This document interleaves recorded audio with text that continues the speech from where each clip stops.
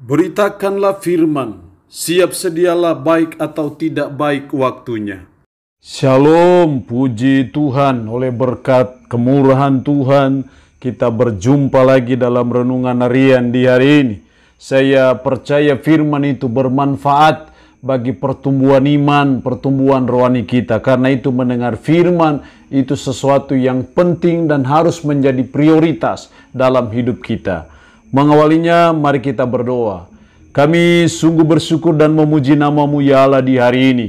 Karena perkenanan Tuhan, Engkau berikan kami waktu kembali untuk kami akan mendengarkan sebagian dari firman-Mu. Roh-Mu yang kudus, tolonglah kami. Urapilah dan berkatilah kami dengan firman-Mu di hari ini.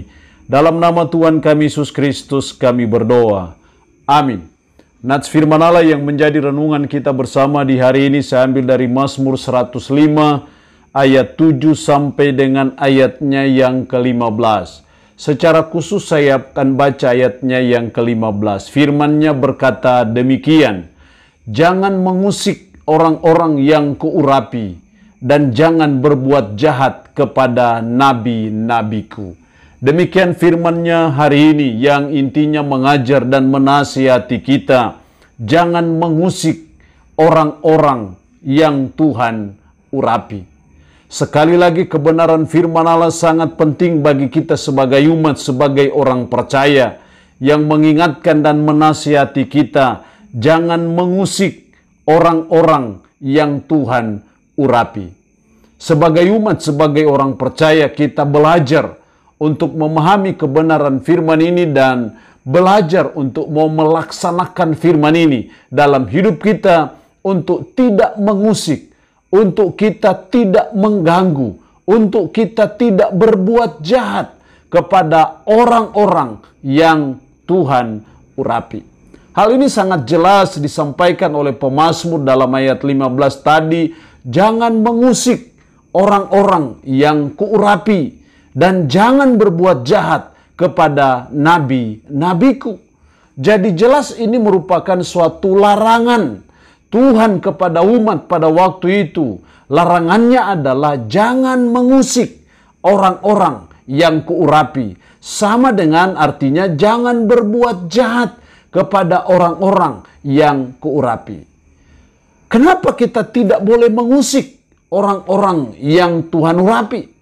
Kenapa kita tidak boleh berbuat jahat kepada mereka?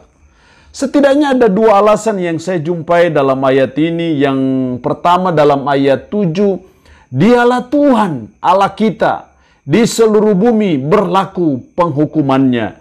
Diulang lagi dalam ayat 14, Ia tidak membiarkan seorang pun memeras mereka, raja-raja dihukumnya oleh karena mereka. Jadi di sini kita melihat bagaimana penghukuman Tuhan. Ketika ada orang-orang yang mau mengusik umat pilihannya, mengusik orang-orang yang Dia urapi, ada penghukuman Tuhan, ada balasan Tuhan bagi mereka. Nah, karena itu kita diajar oleh firman Allah, jangan mengusik orang-orang yang Tuhan urapi. Jangan sekali-sekali berniat jahat kepada orang-orang yang Tuhan urapi. Jangan sekali-sekali menipu orang yang Tuhan urapi. Jangan sekali-sekali berbuat jahat, berbuat apapun yang menyakitkan bagi orang-orang yang diurapi Tuhan. Karena ada penghukuman Tuhan bagi orang-orang yang mengusik orang-orang pilihan Tuhan. Jadi sebagai umat, sebagai orang percaya kita sadari bahwa ada balasan Tuhan.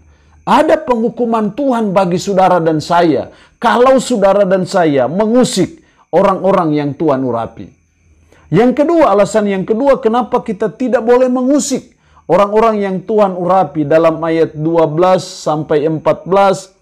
Ketika jumlah mereka tidak seberapa, sedikit saja dan mereka orang-orang asing di sana dan mengembara dari bangsa yang satu ke bangsa yang lain. Dari kerajaan yang satu ke suku bangsa yang lain. Ia tidak membiarkan seorang pun memeras mereka. Ia tidak membiarkan seorang pun memeras mereka. Jadi sekalipun mereka jumlahnya sedikit, mereka jadi orang asing dan mengembara dari bangsa yang satu ke bangsa yang lain, dari kerajaan yang satu kepada kerajaan yang lain. Tapi firman-Nya berkata, Ia tidak membiarkan seorang pun memeras mereka. Artinya di sini kita melihat bahwa kenapa kita tidak boleh mengusik orang-orang yang Tuhan urapi, karena ada perlakuan Tuhan yang istimewa bagi mereka.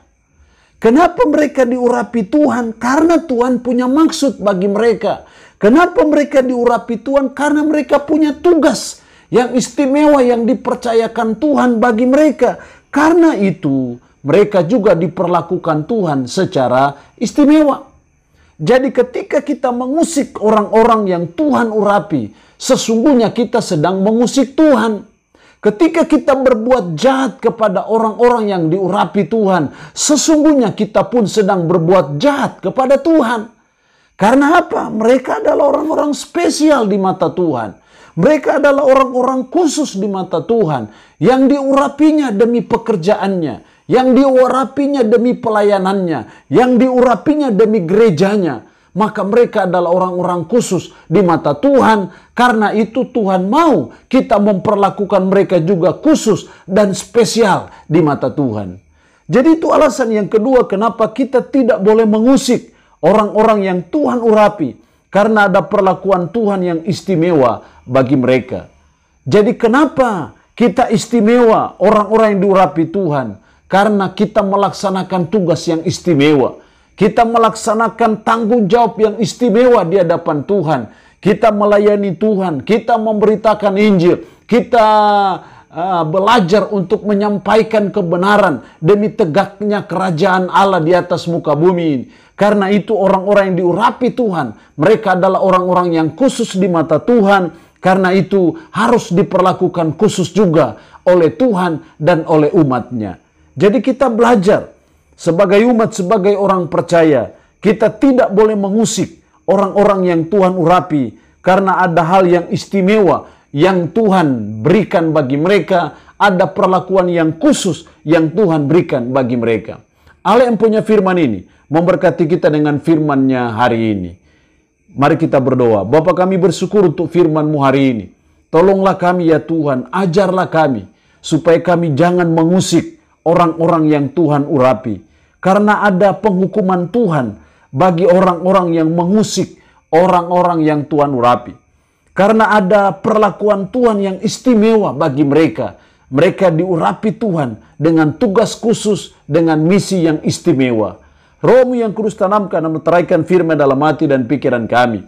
Dan sanggupkan kami untuk bisa memperlakukan firman ini dalam hidup kami sehari-hari. Hamba mohon berkat bagi umat-Mu yang mendengarkan renungan harian di hari ini. Diberkatilah mereka ya Allah dengan berkat-berkat Tuhan. Yang sakit dalam nama Yesus, Tuhan lawat, Tuhan jamah, Tuhan sembuhkan dari sakit penyakit yang mereka derita.